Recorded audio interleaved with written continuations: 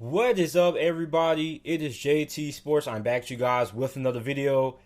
This video, I'm here with my NFL wildcard picks predictions. Going to give you guys my predictions for the upcoming NFL wildcard matchup set to take place this weekend. Now, this is going to be different from all of the other NFL wildcard predictions that a lot of you guys have watched. I'm going to be going through every single game, breaking it down. So this is going to be a pretty long video. If you're coming here looking for a quick 5-minute video, you might as well click off because this video is going to be pretty lengthy. I'm going to be going matchup by matchup, breaking down the matchups, what every single team has to do to win the game, and giving my analysis on the game. So this video is probably going to be very long. So go to the kitchen, grab you a bite to eat, come back and enjoy the video. So before I get into it, make sure that you guys hit that like button and subscribe to the channel. Upload NFL videos and college football videos daily. Also, make sure that if you haven't already, that you guys go ahead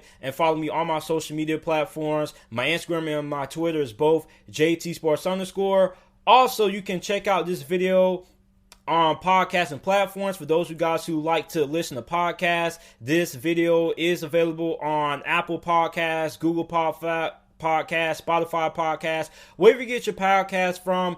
This video is available on. So here we go. The first matchup that we have to talk about. We have to talk about the 11-5 Indianapolis Colts traveling on the road to take on the 13-3 Buffalo Bills. Now, the Buffalo Bills are heading into this game as a 6.5-point favorite. This game is going to be taking place Saturday with the 1:05 p.m. Eastern Time kickoff. The Indianapolis Colts are coming off a victory against the Jacksonville Jaguars last week, which they beat them 28-14. Meanwhile, the Buffalo Bills destroyed the Miami Dolphins 56-26, ending their hopes of making it into the playoffs. Now, these are two of the hottest teams in the AFC right now. The Indianapolis Colts have won 5 out of their last 6 games, and the Buffalo Bills have won 6 games in a row. For Indianapolis, rookie halfback Jonathan Taylor has been running wild over the last couple of weeks for Indianapolis. As a matter of fact, in their victory against Jacksonville Jaguars last week on week 17, he set a franchise rushing record with 253 rushing yards, 2 touchdowns, and was averaging 8.4 yards per carry. He also had 2 touchdowns, 74 rushing yards, averaging 4.1 yards per attempt, and the Indianapolis Colts lost to the Pittsburgh Steelers. On the season, he has 1,169 rushing yards, 11 touchdowns on 232 carries. So Jonathan Taylor has gotten really hot over the month of December. And for Indianapolis to win this game, they're going to have to be able to establish the run game, because when you look at Phillip Rivers has played pretty good this year, but I don't know how much I trust Phillip Rivers in this kind of atmosphere with the game on the line, because we saw what happened last time the Indianapolis Colts asked Phillip Rivers to win the game for them against Pittsburgh. He turned the ball over. So if you're Indianapolis, one of the biggest weaknesses that Buffalo has on the defense side of the football is the fact that they're not that great against the run. As a matter of fact, they are 17th in the NFL in run defense, and they are allowing 4.6 yards per carry, which is 26th in the NFL. So if you're Indianapolis, you get Jonathan Taylor, you get this run game going. Not only is that going to help out your defense because you have one of the best defenses in the NFL, but that's also going to keep Josh Allen and the Buffalo Bills offense off the field. And if you can keep Josh Allen and Buffalo off the field, then you're going to increase your chances of winning the game. Now, for Indianapolis, their offensive struggles come on third down and in the red zone. They are 22nd in the NFL in third down conversion percentage. They convert on third down 39.59% of the time, which is 22nd in the NFL. They also are pretty average in the red zone. They only score touchdowns in the red zone 58% of the time, which is 17th in the league. So for Indianapolis, my biggest concern is going to be once you get down inside the 20, are you going to be able to score touchdowns, or are you going to have to end up settling for field goals? Because in playoff caliber football games like this, you have to be able to score touchdowns. Touchdowns and field goals are the major differences in determining who ends up advancing in the playoffs and who ends up going home.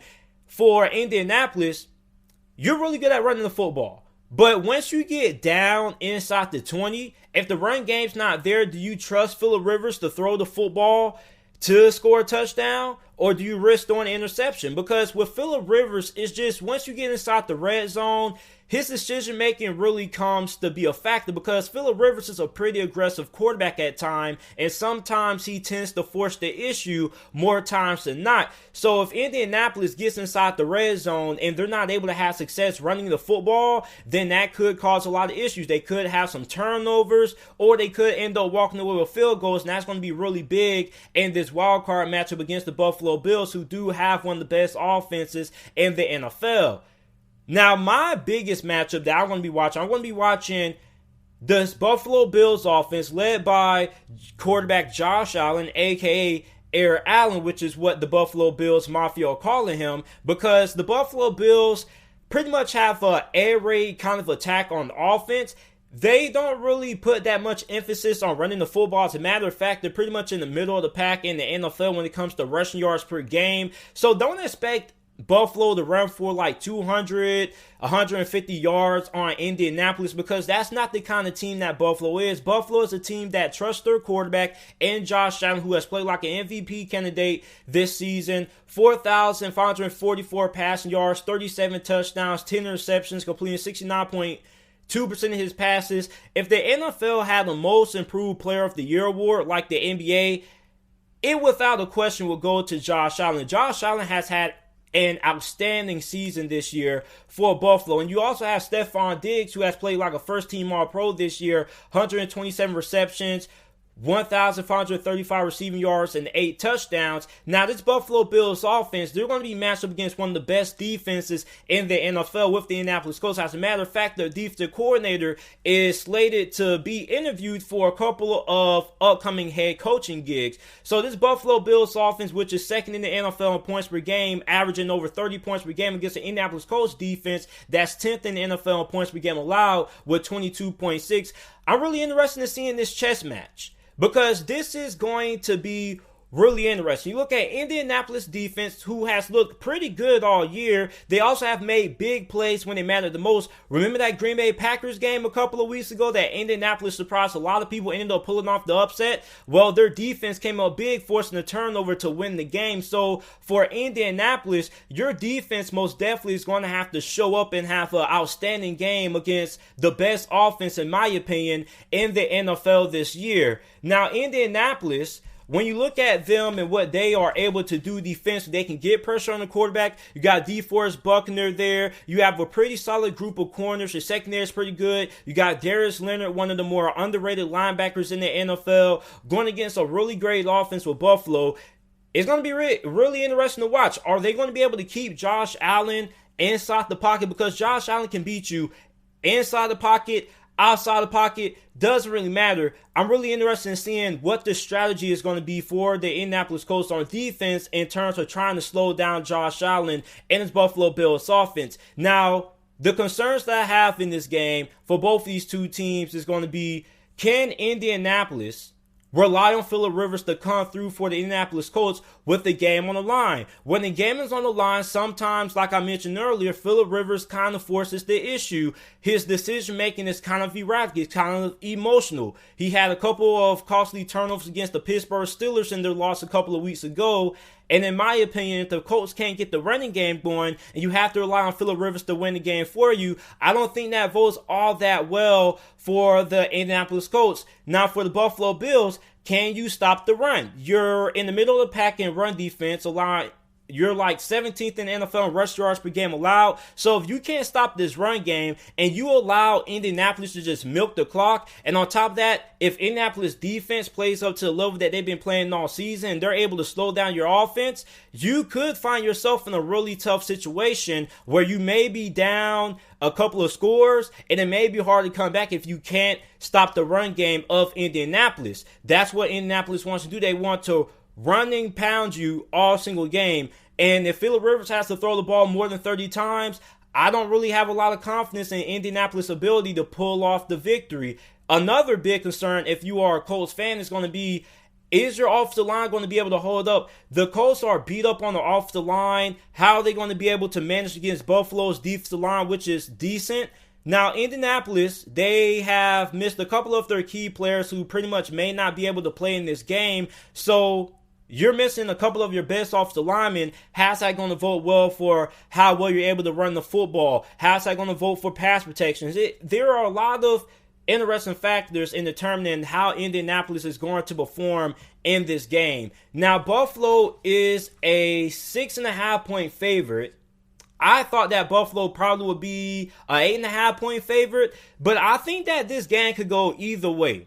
Because the Colts, aside from the loss of the Pittsburgh Steelers, they have looked really good this season. I really like Indianapolis. I think Indianapolis is a really solid team, but Buffalo right now looks to be the team to beat aside from the Kansas City Chiefs right now in the AFC. As a matter of fact, if somebody was to ask you what team do you think right now has the best chance to beat the Kansas City Chiefs and represent the AFC in the Super Bowl, it probably would be the Buffalo Bills. The Buffalo Bills secondary has played really good, and when you look at Buffalo secondary, these wide receivers for Indianapolis have kind of came on as of late. Michael Pittman has been pretty good. T.Y. Hilton over the last 3 weeks has kind of arose from the slumber that he's been in for pretty much the whole entire season. So this game is going to be really fun to watch. I'm looking forward to this game. The team I'm going to take to win this game, I'm going to go with the Buffalo Bills to win. I think Buffalo wins this game 30-21 is my final score prediction in this game. I think Indianapolis defense is really good,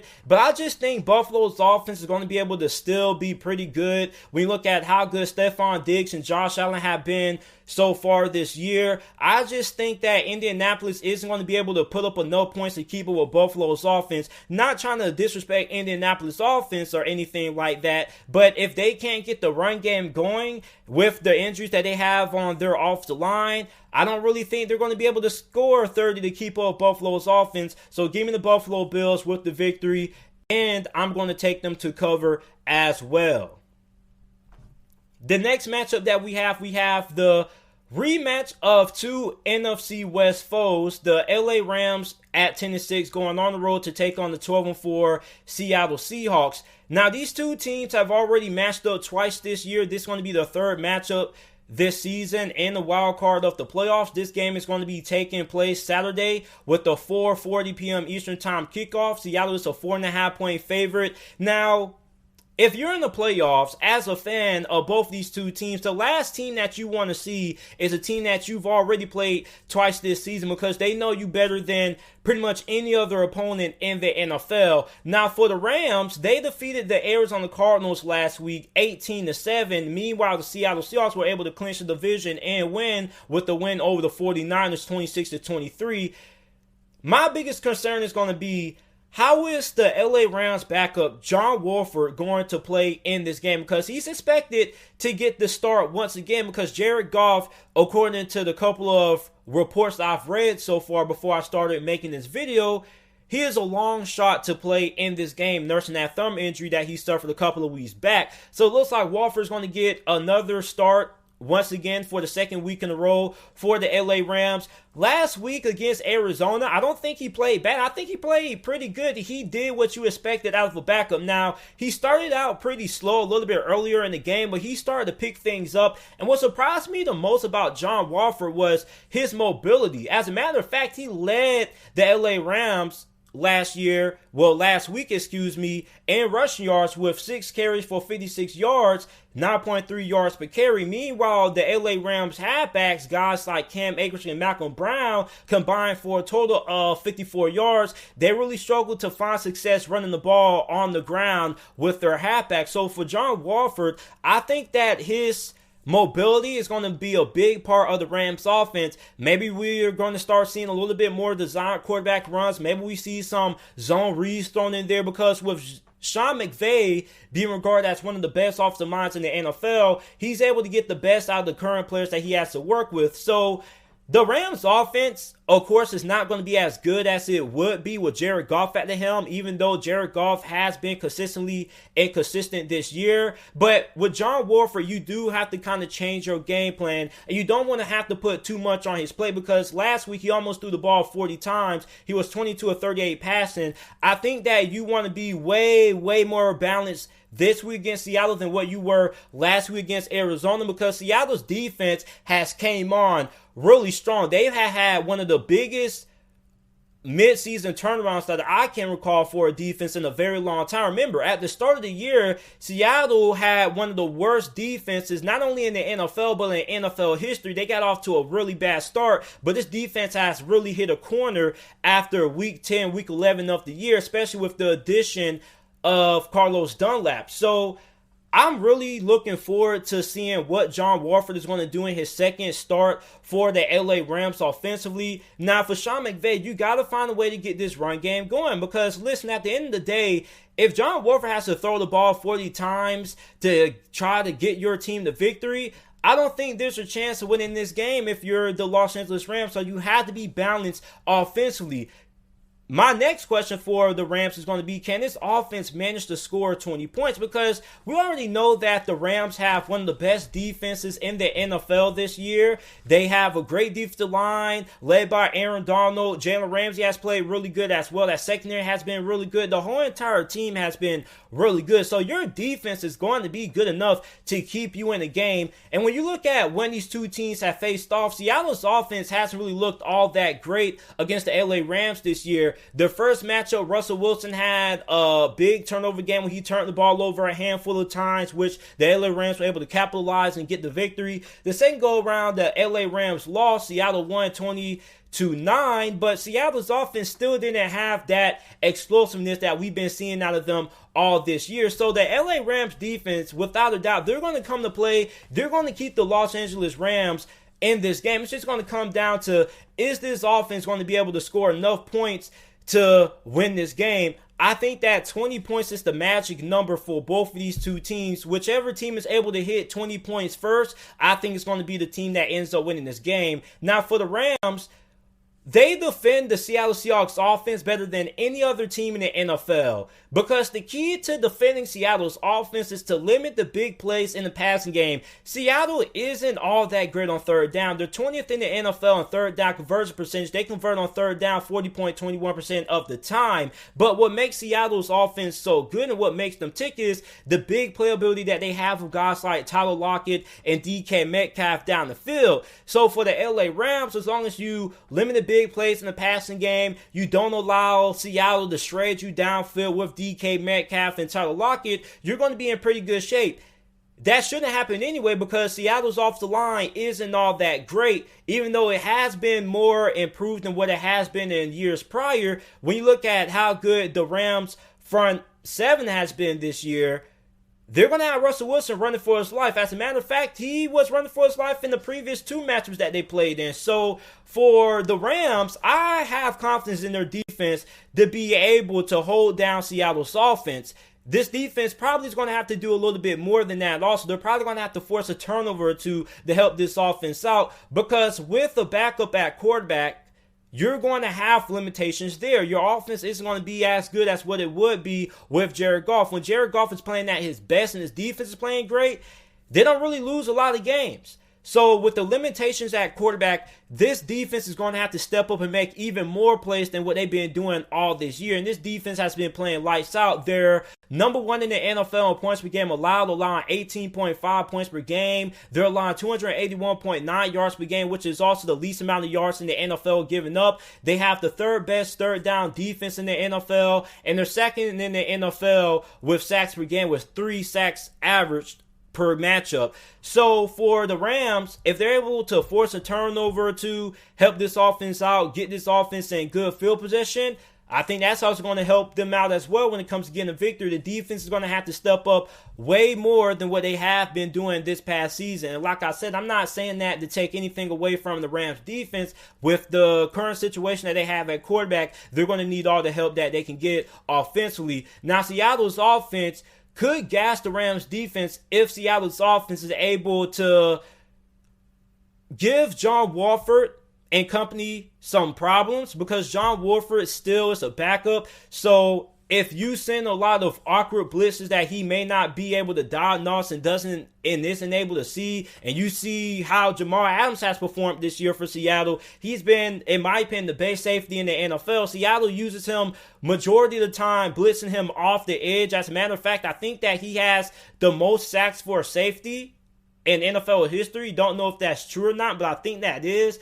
Don't quote me on that. But with Seattle, they're going to put heavy emphasis on trying to stop the run game. So for the Rams, your offense is going to have to find some ways to get some sparks on offense, because without Jared Goff there, your offense is kind of going to struggle with the limitations at quarterback. So you're going to have to find different ways to move the ball down the field, rather that screen plays, some trick plays. Maybe you try to throw a flea flicker in there to catch the defense off guard. But if the Rams struggle on offense and they're not able to sustain drives, that's not going to help out their defense, because your defense can only do so much, to the point that when they're coming back on the field after the offense goes 3 and out after 30 seconds and they're right back on the field, they're going to end up getting fatigued, they're going to end up getting tired, and they're going to end up getting gas. So if the Rams offense isn't able to sustain drives and isn't able to move the ball down the field on Seattle's defense, that's going to help out Seattle's offense, because then they're going to be able to take advantage of a tired out and worn down defense, and they're going to be able to put some points up on the board. Also, in Seattle's last matchup, they had a pretty good amount of success running the ball with Chris Carson. He was their leading rusher the last time these two teams matched up. He had 16 carries for 69 rushing yards, which averaging 4.3 yards per attempt. So if they can get Carlos Hyde going and get that run game going, and they can have a balanced attack offensively, that's going to help out that offense as well, because it's going to kind of neutralize those pass rushers. They're not just going to be able to pin their ears back and just play to stop the pass. So the team I'm going to take to win this game, I'm going to take Seattle. The reason why I'm taking Seattle is because although the Rams have a really good defense and Sean McVay is a really good play caller, I just think that the Rams offense is going to stall out in this game. I don't think they're going to be able to have success scoring on Seattle's defense. I think that this offense is probably going to have a couple of turnovers with John Wolford at quarterback, and I just don't have a lot of confidence in John Wolford, man. Like, I know he had a pretty solid showing in that Arizona game, but at the end of the day, this is playoff football. I think Seattle should be able to go ahead and pull off the victory here. They are a 4.5-point favorite. I don't think they're going to cover. I think this game should be fairly close. I'm going to take Seattle to win.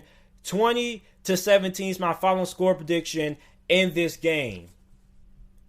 The next game we have the Tampa Bay Buccaneers, 11-5, going on the road to take on the NFC East Division champions, the Washington Football Team. This is the game that I am most excited to watch out of all of the playoff matchups being played this wild card weekend. The Buccaneers beat the Atlanta Falcons last week 44-27. Washington defeated the Philadelphia Eagles 20-14, which was a really controversial game when you look at what Doug Peterson opted to do. He opted to take out Jalen Hurts and put in a third-string quarterback. And a lot of people felt like Philadelphia and Doug Peterson were trying to throw the game on purpose so they could try to get a high draft pick.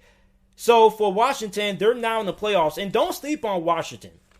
Okay, I think that there are a lot of people out there who aren't giving Washington enough credit. Like, a lot of people are just saying, well, JT, Washington isn't a great football team. Like, they won the NFC East, which has to be one of the worst divisions in the NFL that we've seen in a very long time, which is true. But Washington matches up really well with the Tampa Bay Buccaneers, which is why I'm so excited to see this matchup, because Washington is able to get pressure on the quarterback. And what is the blueprint to beating Tom Brady? Getting in his face, forcing him to get the ball out faster, getting him down on the ground, making him uncomfortable in the pocket. That has always been the blueprint to stopping Tom Brady. He's not that great under pressure. With him getting older and older, he's going to continue to get paranoid under pressure. You saw what happened the last time Tom Brady faced a good pass rush. Go back and look at that Rams game. Tom Brady was under the rest, even though I think that he only got sacked one time. The Rams were still getting in Tom Brady's face. He also had a couple of interceptions thrown in that game as well. For Tampa Bay, if they cannot run the football, they're going to be in a lot of trouble. Because for Tampa Bay, even though they may be the better team in this game because of how good they are defensively and how good they are offensively, they have the tendency to get overly reliant on Tom Brady and just abandon the run game altogether. So if Tampa Bay abandons the run game and they have to rely on Tom Brady to throw the ball 40, 50 times to win the game, I don't really think this is going to be a game that favors Tampa Bay if the game doesn't go in a direction with them being able to be balanced. Because Washington, with these pass rushers, man, and you look at Tampa Bay's off the line, I know Tampa Bay is top 5 in the NFL and giving up the least amount of sacks, but I think that's only because, first of all, you haven't really played defense with the elite defensive line for the whole entire month of December. Second of all, you get the ball out really fast as well. So this is probably the best defensive line that you played since, I don't remember. I think Kansas City probably. So when you look at Washington's defensive line, you look at Chase Young, you look at Montez Sweat, you look at Jonathan Allen, you look at the guys that they have in that defensive line, they can all get pressure on the quarterback. And when you look at Tampa Bay's offensive line, don't just go back to that Rams game. Remember what happened in that Thursday night loss to the Chicago Bears where Khalil Mack was terrorizing the offensive line of Tampa Bay? That's what I have to go back and remember. So for all of you guys out there who are thinking that this game is going to be one-sided, that this game is going to be a blowout, I don't really know. I think that this game could go Washington's favor if Tampa Bay isn't able to have a balanced attack on offense with Ronald Jones. Now, for Tampa Bay, the good thing is the chances of that happening are pretty low because Washington has allowed 137 rushing yards over their last 3 games on average. So for Washington, even though your defensive line is really good against the pass, your defense total hasn't really been that good stopping the run over the last 3 spans of games. Washington's offense, another thing, can they even muster 20 points? Because when you watch Washington play with Alex Smith at quarterback, this offense struggles to score 20 points. Now, yes, we know that Alex Smith, without a question, is an upgrade from Dwayne Haskins and things like that. But at the end of the day, this offense still struggles to score 20. And for Washington to win this game, I don't care how great their defense performs, you're at least going to have to be able to find a way to muster 20 points. Now, you're all fully healthy. You got Antonio Gibson. You got Terry McLaurin. You got all your playmakers now. So there really should be no excuse why you should struggle offensively. Here's the big question. Is Washington going to be able to throw the football downfield? Because Washington is 31st in the NFL in yards per play. They average 4.8 yards per play. Meanwhile, Tampa Bay is only allowing 5.1 yards per play on the defense side of the football, which is 6th in the NFL in yards per play allowed. So you look at a defense that doesn't allow big plays, and you look at Washington, a pretty conservative offense. I want to see if Alex Smith in Washington and the offensive coordinator for Washington is going to put a little bit more emphasis on trying to get the run game going and then try to establish a play action passing game and try to take some shots downfield, because you got to keep Tampa Bay's defense honest. If I'm Tampa Bay, I'm going to force Alex Smith to beat me throwing the football downfield. I'm not going to allow Alex Smith to beat Alex Smith and just throw checkdowns all game, because with Washington, you look at Antonio Gibson, you look at guys like J.D. McKissic, if you give these guys a short checkdown, they're going to take it, they're going to turn like a 2-yard pass into like a 5-6 yard pickup. So if you're Tampa Bay, you have to take away the short underneath routes and force Washington and Alex Smith to push the football downfield. I'd rather Washington beat me throwing the football down the field vertically than allow Washington to just be methodical and Alex Smith just to throw a check down here, throw a check down there, just to get everything he wants underneath.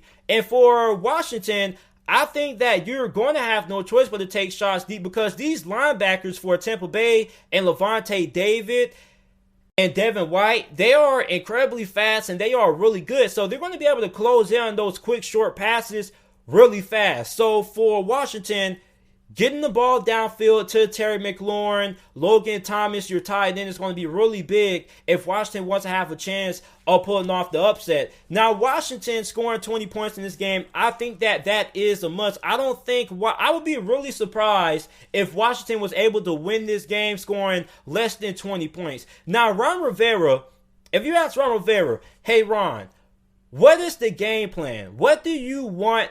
How do you want this game to go? Well, Ron Rivera is going to tell you, I want this game to go into the fourth quarter, and I want to rely on my defense to win it for me. If you're Washington, you want to go into the fourth quarter with at least a 3-point lead in a situation that you have to rely on your defense to win the game for you, because I don't think any Washington fan wants to have their offense on the field with the opportunity to win the game. You rather have your defense on the field with the opportunity to win the game for you rather than your offense. So for Ron Rivera, I think that he doesn't mind this game being close. I think that Ron Rivera does know that his offense is fairly limited in terms of what they're able to do and how many points they're going to be able to put on the field. And he knows that points are going to be a premium for Washington in this game, but it's also going to be a premium for Tampa Bay as well, because Tampa Bay's offense, I'm not expecting them just to come on here and just light Washington's defense on fire with how good Washington's defense has played all year and how good Washington's defensive line is. So for Washington, your game plan is get this game into a full quarter, allow this game to be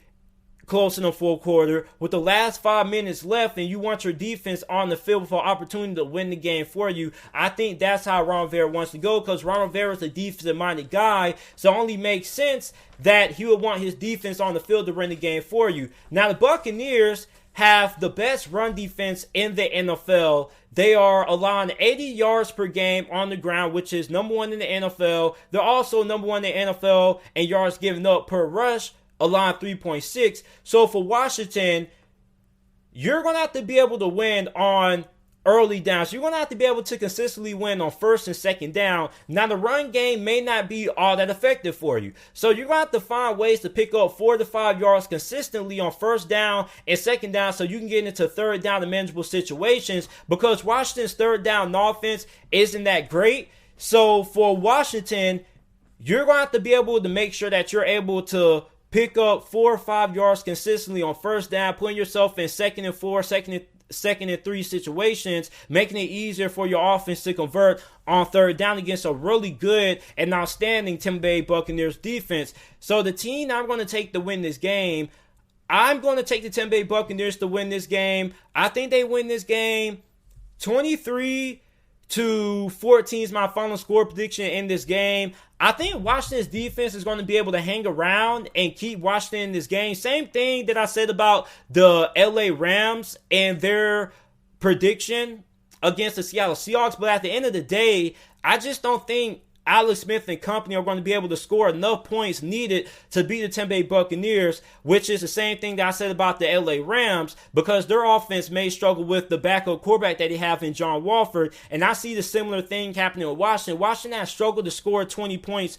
all year, so I don't think they're going to be able to put up a lot of points on a really good and outstanding Tampa Bay Buccaneers defense. So I like the Washington football team a lot. I like the story of Alex Smith coming back from not only just a life-threatening leg injury, but also potentially a career-ending leg injury. Not a lot of people expected Alex Smith to be the starting quarterback in the NFL ever again, and nobody expected to see Ron Rivera after all that he had to overcome with cancer and everything. Nobody even expected Washington to even make it to the playoffs before the season began. So for Washington, this is a big accomplishment. I'm a big fan of what Ron Rivera is doing with the Washington football team. I'm a big fan of Alex Smith, but I just don't trust Washington's offense. Unless their defense are able to put some points on the board for them, I don't really see Washington winning this game. I'm going to take the Buccaneers to win.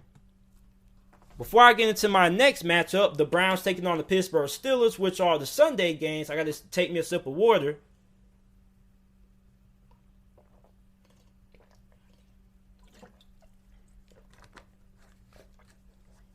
Alright, so if you guys haven't already, make sure that you guys like the video and subscribe to the channel below. NFL videos and college football videos daily. Also make sure that you follow me on my social media platforms. My Instagram and Twitter is both JTSports_. Link to that is down in the description down below. So we have the 11-5 Cleveland Browns traveling on the road to Heinz Field to take on the 12-4 AFC North champions, the Pittsburgh Steelers. Now, this is the Cleveland Browns' first playoff game since 2002. So it has been 18 years since we last saw the Cleveland Browns participate in the playoff game. And what is ironic is the last time the Cleveland Browns did play in a playoff game prior to this season, back in 2002, they lost to the Pittsburgh Steelers 36-33 back in 2002. Now, for the Pittsburgh Steelers, you lost to the Browns last week 24-22. because you pretty much rested the majority of your starters. You rested Big Ben, TJ Watt, Terrell Edmonds. You gave the majority of your starters a chance to get healthy and get refreshed heading into this wild card game. Meanwhile, Cleveland, they won against Pittsburgh, which is their pretty much one of their biggest wins in franchise history, in my opinion. Because you may be like, JT, how is Cleveland beating Pittsburgh's backups one of their biggest wins in franchise history? Well, this is the win that clinched their playoff spot for the first time in 18 years. Now, for Pittsburgh, it seems like offensive coordinator Randy Fichtner has just found out that you can call pass plays for more than just 5 yards, that there's more than football than just throwing 5-yard digs and 5-yard drag routes and 5-yard slant routes and not routes all game. You can actually throw the football downfield. And it's sad that I believe that if Indianapolis was never blowing out the Pittsburgh Steelers heading into halftime, I think the Steelers offense would not have changed. I think Randy Fichtner would still keep trying with the old conservative, throw the football behind the line of scrimmage with bubble screens, or just throw the ball to a wide receiver on a slant power, on a slant route for 3 yards and things like that. So that Indianapolis game after the second half really forced Pittsburgh to start taking more shots down the field, which is good because you look at Pittsburgh, Chase Claypool is now starting to get re-involved back in the offense. He has been pretty relevant for over the last month and a half prior to that Indianapolis Colts game. Don't know where he's been. Deontay Johnson has finally remembered how to catch a football. Juju Smith-Schuster is making plays as well. So the Steelers, even though they did have their struggles in the month of December, at one point losing 3 games in a row, lost to Washington on Thanksgiving. You got embarrassed by Cincinnati on Monday Night Football. So you also lost the Buffalo Bills as well. So for Pittsburgh, now it starts to look like that this team is now starting to turn things around, and they're doing that one of the most important times of the year, the NFL playoffs. Meanwhile, for the Cleveland Browns, my question is going to be, can the Pittsburgh Steelers force Baker Mayfield to step up, make plays, and win the game for Cleveland?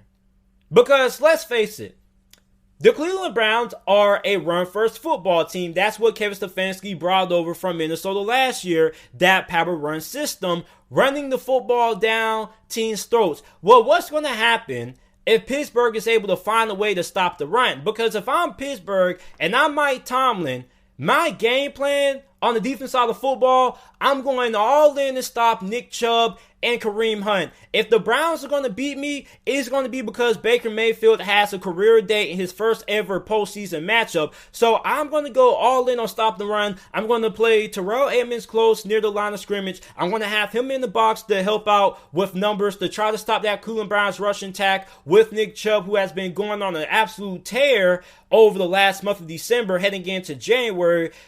Kind of reminds me on the run that Derrick Henry went on last year in 2019. So if I'm Pittsburgh, I'm going all in on trying to stop the run game. I am not going to allow Cleveland to run the ball for 200, 175 rushing yards down my throat. And for Pittsburgh, there are 2 ways that they can stop the run.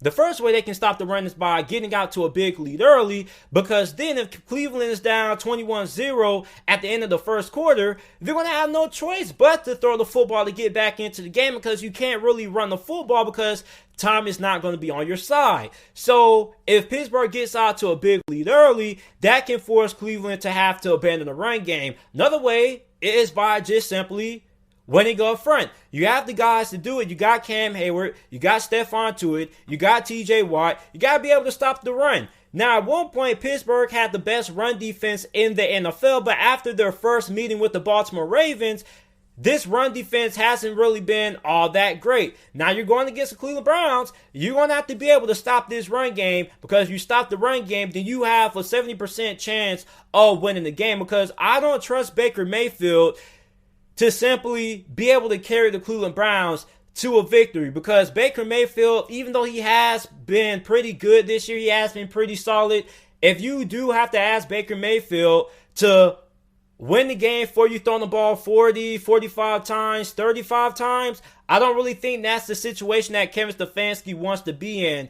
Another thing is going to be, will the Steelers' inability to run the football cost them this game? Now, the Steelers haven't had a pulse when it comes to being able to run the football since God knows when. I think the last time the Steelers had a 100-yard rusher was what? Like, I can't even remember. Somebody let me know down in the comment section down below. But Pittsburgh's lack of a run game, is that going to be their Achilles heel against the Cleveland Browns? Now, for Cleveland, a good thing is that you don't have to really worry about the run game. So these pass rushers, well, really, Myles Garrett can just tee off and just focus on, going all in, trying to get pressure on Big Ben.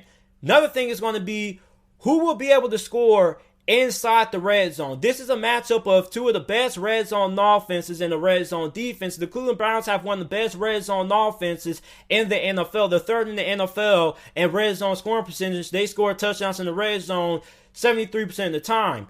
Meanwhile, the Pittsburgh Steelers have one of the best red zone defenses in the NFL. They only allow opposing teams to score touchdowns inside the red zone 55% of the time. Now, when you look at the Steelers' red zone offense, their red zone offense is 11th in the NFL. They score touchdowns in the red zone 63% of the time, which they could be a lot better, but for the fact that they're not really all that great running the football, it's a big reason why they're not better than what they are right now in terms of being able to convert and score touchdowns inside the red zone. The Cleveland Browns' red zone defense is pretty solid. They allow teams to score touchdowns in the red zone 6% of the time, which is 14th in the NFL. So I think that whoever is able to have more success in the red zone is going to be a big deciding factor in who's going to win this game. But more importantly, if Cleveland is able to run the football and they're able to control time possession, they're able to keep Pittsburgh's offense off the field, and they can tire out that Pittsburgh Steelers defense,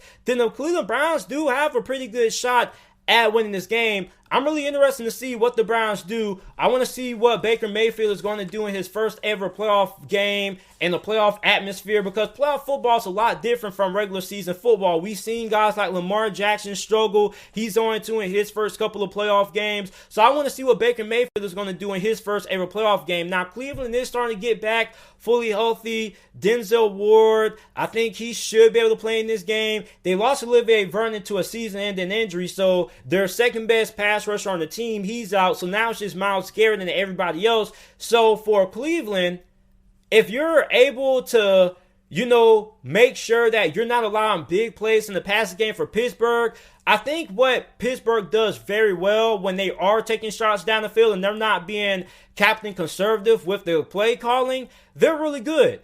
And one thing that I noticed about Pittsburgh is that they draw a lot of pass interference penalties when they throw the ball downfield. So with Cleveland, if you're able to limit the big passing plays and you don't give up a lot of pass interference calls, then you're going to have a pretty good shot of slowing down the Steelers' offense, because the Steelers can't run the football. So you really are only just game planning to stop the pass. Pretty much the Steelers' way of running the football is by throwing the ball behind the line of scrimmage and letting the wide receivers do the work with the ball in their hands. So for Cleveland, the game plan is pretty simple. Get pressure on Big Ben and stop the pass, because the Pittsburgh Steelers run game hasn't been effective all year, and I doubt that it's going to be effective come playoff time. Like, they're just going to magically be able to flip the script, and all of a sudden they're going to be able to start running the football with some success. And for Pittsburgh, if you're a Steelers fan, you want this team to be able to find some way to run the football, because in the playoffs, it is really important that you have a run game. The teams that go the furthest in the playoffs and make big playoff runs are the teams that are able to effectively run the football. And I don't think the Steelers are going to be able to have much success and have a big postseason run and be able to win their 7th Super Bowl if they can't find a way to run the football with some success. So I don't know who's going to be the guy at halfback for Pittsburgh. They've been rotating starters in all year. One game it was Benny Snell. One game it was James Conner. One game was Anthony McFarland, who was getting the stop. So they're not really having a lot of success in determining who is that lead back on the roster. They don't really have a number one back, so it's going to be decided when it comes to Steelers being able to have a run game. But I'm not really expecting the Steelers to have a run game in this game, but I still think that the Steelers are going to be able to pull off the victory in this game. I think that their defense should be a big reason why they win this game. This defense should be fully healthy to the point that, they're fully rested. Yeah, they have some big injuries and guys who are still out for the season like Devin Bush. That's still a pretty big blow as well. But the fact that this defense and this whole entire team as a whole was able to bench their starters and get them some key rest was much needed. Because people forget that the Steelers haven't had a bye week since week 4, because remember, the matchup against Tennessee got switched, so Pittsburgh ended up having that week 4 week, which they were supposed to use to play Tennessee. That ended up being their bye week, and they've had to play 7 straight weeks without a true bye week. So for Pittsburgh, having the opportunity to rest their starters last week, I think it's going to be a major deciding factor in their performance in this game. I think this defense is going to have a really good game against Cleveland, and I think that the Steelers are going to be able to win this game 24-17 is my final score prediction in this game. I'm taking the Pittsburgh Steelers with the victory. Getting down to our last 2 games that I have to talk about. We have the Baltimore Ravens taking on the Tennessee Titans. Now, everybody's going to be talking about this game, simply for the fact that this is a rematch of last year's divisional matchup. Remember, the Baltimore Ravens last year were everybody's pick to win the Super Bowl.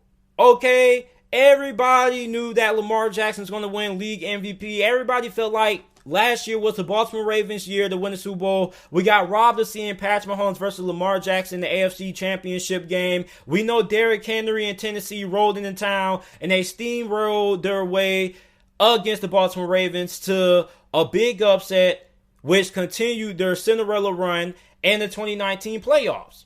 But everybody's talking about their last matchup, last time these 2 teams made the playoffs. People forget, I don't know why nobody's talking about this, but these 2 teams did play this regular season. Don't know if a lot of you guys know this. People are too busy hyping up the rematch of the divisional round last year, but nobody's talking about the fact that these 2 teams already played against each other week 11, which Tennessee was able to pull off the victory 30-24 in overtime. My biggest concern is going to be, are the Baltimore Ravens going to be able to stop this behemoth of a man named Derrick Henry? Baltimore seems like they're just allergic to tackling Derrick Henry, because every time Derrick Henry has faced the Baltimore Ravens, he's had a big game. The last time these 2 teams matched up, Derrick Henry had 133 rushing yards on 28 carries, averaging 4.8 yards per attempt in a big game, winning a touchdown to win the game for Tennessee. So if you're Baltimore, I don't know what your game plan is going to be in terms of trying to stop this monster truck, but you're going to have to find a way to do so. Because obviously, if you can't stop Derrick Henry, you're not going to win the game. Now, the Tennessee Titans, people keep talking about this is a rematch of last year's division round and everything like that. But let's face it, the Tennessee Titans are not the same team that they were last year, that they are this year in terms of how good they are defensively. Last year, they had a really good defense. This year, their defense hasn't been all that great. They're not great getting off the field on 3rd down, and they don't get consistent pressure on the quarterback, which is a big reason why they can't get off the field on 3rd down. And if you can't get off the field on 3rd down, you make it incredibly difficult to win games in the playoffs, because at the end of the day, if you don't have a pass rush and you can't get off the field on 3rd down, how are you going to get the opposing team's offense off the field? So Tennessee's defense isn't the same defense that we saw last year, which everybody talks about that big Cinderella run Tennessee went with Derrick Henry and Ryan Tannehill and company, but nobody talked about how really good Tennessee's defense was in the playoffs last year. You look what they did to Tom Brady in the wild card. Look what they did to Lamar Jackson and the Baltimore Ravens in the divisional round, able to hold Lamar Jackson kind of somewhat in check, even though he still had a pretty solid game, even though people try to make it seem like it was a horrendous performance and things like that. So Tennessee's defense isn't great situationally, and they're not great getting pressure on the quarterback. For Lamar Jackson, you're facing a Tennessee Titans defense that isn't that great. They allowed 38 points to the Houston Texans. Don't really have a lot of confidence in Tennessee's defense. So if you're Lamar Jackson, this is the perfect game, perfect opportunity for you to erase your playoff struggles. Because everybody's going to talk about how Lamar Jackson is 0-2 in the playoffs. He lost the LA Chargers his rookie season back in 2018 in the wild card round. He also lost to the Tennessee Titans last year in the divisional round after the Baltimore Ravens had a first round bye. So Lamar Jackson, I think that he's pretty eager to silence the doubters in terms of him being a quote-unquote choke artist in the playoffs. And he's going to have the opportunity to have a big game against a Tennessee defense that is not that great getting after the quarterback. Now, for the Ravens, like I mentioned earlier, they're going to have to be able to stop the run game if they want to have an opportunity to win this game. And Baltimore and Tennessee are kind of alike in terms of their philosophy on offense, even though they have different ways of running the football.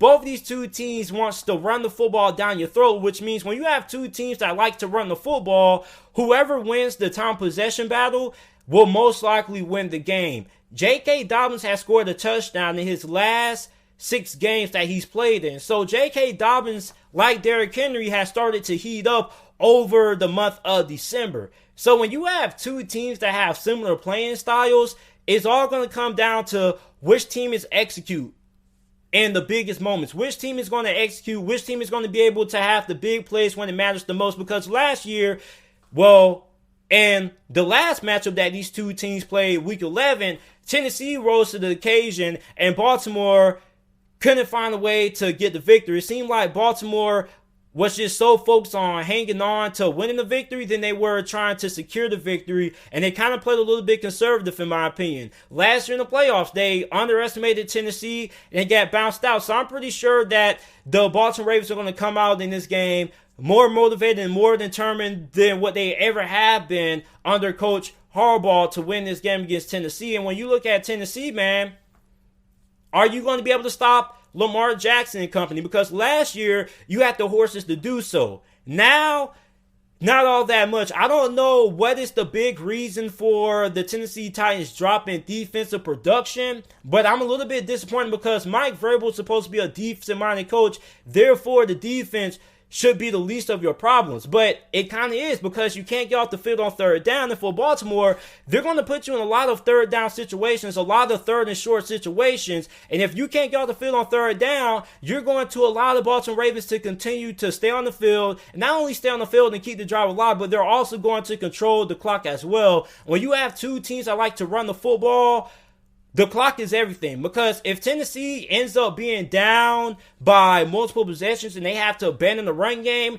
that's going to cause a lot of troubles, because Tennessee is not a team that is built to throw the football to win a game. This is a team that likes to run the football, establishes a play action pass game to get things going in the passing game. So for Tennessee, the run game is really important. Now for Baltimore, if they don't get their run game going, I'll be really surprised, because people are like, well, JT, what if Tennessee's able to stop the run game of Baltimore? Chances of that happening are slim to none, because even if you do stop J.K. Dobbins and Mark Ingram and Gus Edwards, Lamar Jackson is still going to get his. Like, people like to say Lamar Jackson got shut down last year, or Lamar Jackson got shut down against Kansas City. He still had a big impact in the run game for Baltimore. So, in my version of Lamar Jackson being shut down is way different from what a lot of you guys' definition of Lamar Jackson getting shut down is. My definition of Lamar Jackson getting shut down, is him having 20 or less rushing yards on the ground. If you can hold Lamar Jackson to 20 rushing yards and he just has a god-awful game, then I would say, yeah, you shut down Lamar Jackson. But when you look at these two teams that like to run the football, like to control the clock, it's going to come down to which team is going to be able to stop the run game. Because if both of these two teams are able to have success running the football, then it's going to come down to who can win the time possession battle. And lastly, whoever wins the turnover margin. If Tennessee turns the football over 2 times, or Baltimore turns the football over 2 times, whoever's going to be on the receiving end of the turnover battle is most likely going to win this game. Because when you have two teams that have smash mouth mentalities, like to run the football and like to control the time possession battle, then it's going to come down to turnovers. Turnovers are really important in games like this, because every possession matters when you have offenses that put emphasis on running the football. So the team I'm going to take to win this game, I'm taking the Baltimore Ravens. I think that Lamar Jackson gets his first playoff win in his NFL career. And I think the Ravens are going to beat the Tennessee Titans 27-21. It's my final score prediction in this game. I don't trust Tennessee's defense. this is a Tennessee team that is way different from what they were defensively last season that they are this year. They can't really get pressure on the quarterback, and they're not good getting off the field on third down. And when you're not good getting off the field on third down, Lamar Jackson, this Baltimore Ravens team, they're going to be able to control time possession, keep your offense off the field, and I think the Ravens are going to win this game. I know the Tennessee Titans won the first matchup in overtime, but I think this game is going to be fairly different. I think the Ravens are going to learn from their mistakes, and I'm going to take the Ravens to get the victory. The last game that we have to talk about, the Chicago Bears taking on the 12-4 New Orleans Saints. Now, the Saints are a 9-point favorite to win this game. A lot of people think that this game is going to be a blowout. Now, for the Bears, they backdoored their way into playoffs with the Arizona Cardinals being defeated by the LA Rams. So that is the only reason why the Bears are in the playoffs, because the Bears had two ways to make it into the playoffs and clinch the last spot, which was the 7th seed. They could either beat the Green Bay Packers or they needed Arizona to lose. And of course, they got beat by the Green Bay Packers 35-16, but Arizona lost, which is why the Chicago Bears are in the playoffs. Meanwhile, the New Orleans Saints right now they're rolling. They look like the second best team in the NFC behind the Green Bay Packers, who are currently on the bye after they clinched number one overall seed. So they're not going to be playing till next week in the divisional round. But the Saints had a pretty dominant victory against the Carolina Panthers. They looked really good. So I'm looking at Chicago. And in my opinion, if the Chicago Bears do not make it to the NFC Championship game, I think making it to the playoffs this year is a waste. And a lot of you Bears fans may be like, how is making it to the playoffs a waste? Well, Matt Nagy isn't a great coach. And Mitchell Trubisky is not a great quarterback. And I'm not going to go back and forth with none of you Chicago Bears fans about Mitchell Trubisky, whether he's a good quarterback or not, because it's pretty obvious that he is an average quarterback. I'm tired of the excuses for Mitchell Trubisky. I'm not about to argue with you Chicago Bears fans. You know doggone well that Mitchell Trubisky is only good for right now, but moving forward, he should not be the guy. If there is a significant better upgrade in the offseason, the free agency, or in the NFL draft, if you happen to have a great quarterback like Trey Lance or Zach Wilson falling in your laps, wherever it's your turn to pick, you go ahead and you draft him. But I don't have a lot of confidence in Mitchell Trubisky. Well, you can say, well, JT, look at his numbers. Okay, you played the Minnesota Vikings and the Jacksonville Jaguars. Neither one of those teams had anything to play for. The Jacksonville Jaguars were taking for Trevor Lawrence.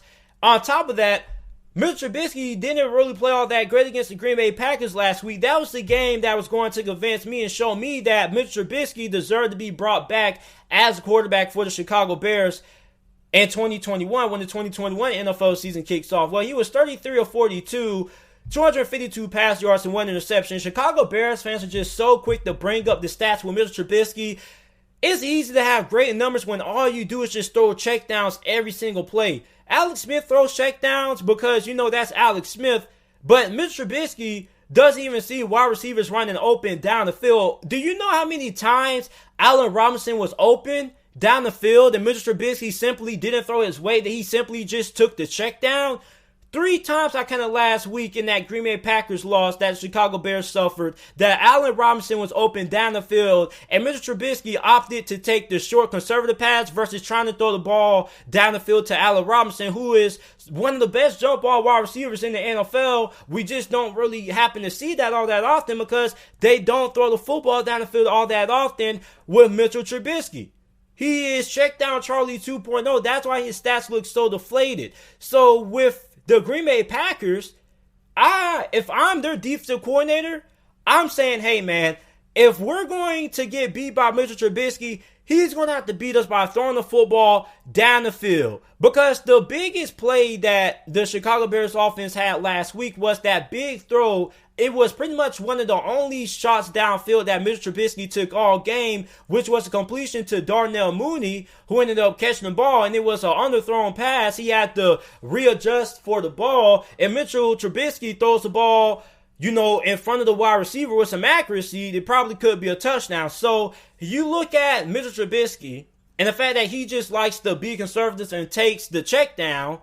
If you're Green Bay, you got to force Mitchell Trubisky to hold on to the football, throw the football downfield, And then on top of that, you have to stop David Montgomery. The only way the Chicago Bears have a shot at winning this game is if, one, their defense plays the best game that they've ever played this season. On top of that, David Montgomery has to have an incredible game when he just goes Derrick Henry. He has to go for like a Derrick Henry kind of stat line, 152 rushing yards for like 3 touchdowns or something like that. He has to have a Superman caliber performance like we saw Derrick Henry have in the playoffs last year if the Chicago Bears want to have a chance of winning this game. So if you're the New Orleans Saints, this is really all you have to do to beat the Chicago Bears. Stop the run, force Mitchell Trubisky to throw the football downfield, and for the Chicago Bears, okay, you have to worry about Alvin Kamara and Michael Thomas coming back. Michael Thomas and Alvin Kamara, according to reports, are both expected to play. So for the Chicago Bears defense, this isn't going to be easy for you. So you're going to have to help out that offense because, trust me, they're going to need it. You're going to have to force a turnover or two, get the ball back to your offense. Not only get the ball back to your offense, but get the ball back to your offense with good field position on the opposite side of the 50 or near the red zone, because I don't really think that the Chicago Bears are going to have a lot of success sustaining drives against the New Orleans Saints defense. The New Orleans Saints defense has also had a midseason turnaround. We talk about the midseason turnaround that Seattle's defense has had this year. Well, New Orleans defense has had a big turnaround as well as they have started to get healthy. So when you look at how well the Saints defense has played over the second span of the season, I'm looking at the Chicago Bears offense. Everybody's talking about how this offense at one point was the best offense in the NFL. Like, at one point, it was really people saying that, believe it or not. There was people out there saying, man, this Bears offense looks scary, man. This was like one of the best offenses in the NFL. I said, are you drunk? You're facing the Minnesota Vikings and the Jacksonville freaking Jaguars. Neither one of those two teams have had been able to stop anybody with a pulse on the offense on the defense side of football. So, of course, it's easy to look good when you're playing bad defensive teams. And I know I may make it seem like I'm hating on the Chicago Bears, but I'm just really being honest with myself. And I'm being honest with you guys. Because, listen, the Chicago Bears are not going to win this game.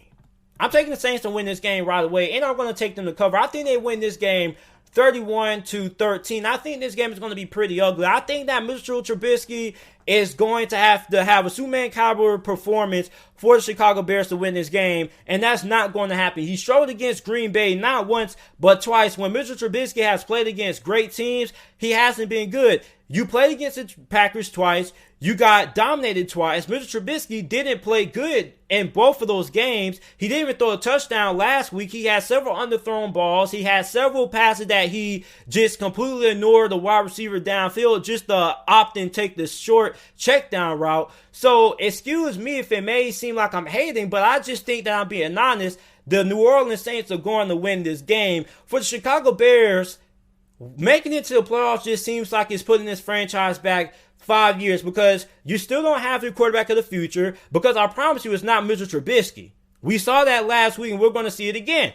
But hey, Mitchell Trubisky has the opportunity to prove me and a lot of people wrong in terms of him being a franchise guy for the Chicago Bears moving forward going into next season. If he has a good performance against the New Orleans Saints and he's able to get the Chicago Bears to a victory and to the divisional round of the playoffs next week. But I doubt that will happen because Mitchell Trubisky hasn't been good against good teams with good defenses all this year. So excuse me if I think that the New Orleans Saints are going to win this game, and the Saints are going to win this game pretty handily. This defense may keep them in this game for a quarter or two, but at the end of the day, your defense can only do so much if your offense consistently goes 3 and out and can't sustain drives. So I am going to take the New Orleans Saints to get the victory 31-13, and I'm going to take them to cover as well, because listen, I think the Chicago Bears making it to the playoffs, man, was probably the worst thing that could happen to the Chicago Bears fan base. I know Chicago Bears and you guys are one of the best fan bases in the NFL and things like that. I know you guys love to see your team in the playoffs, but really think about it.